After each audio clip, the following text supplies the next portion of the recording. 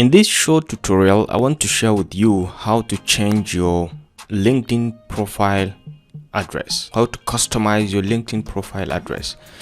So customizing your LinkedIn profile address can help you bring in much more views and people to easily click on your link to get to your profile and read more about you. As you all know, LinkedIn is one of the key platforms that brings in different kind of professionalism and professional connection to one.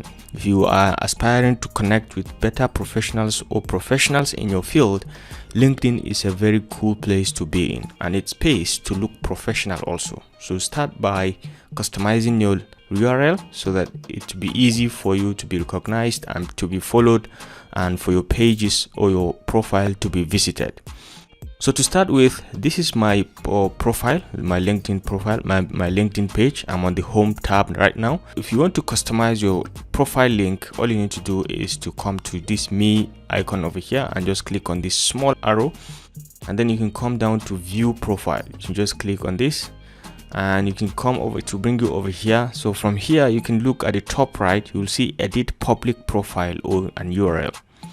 Edit public profile and URL. So you just click on this and it's going to bring you over here. So you can see over here, you can click on this pencil icon. All right, you just click on it and you can just type your profile. You could just type anything you want. For example, I have mine as AS Abdul Rashid. You can have yours as anything. You can just maybe change it and make it Rashid. You just type and change it, but mind you, your custom URL must contain between 3 to 100 letters or numbers.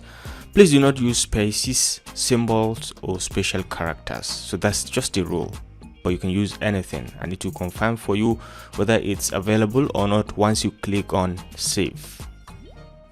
You can see this URL is not available, so try a different one. So maybe I can try 011.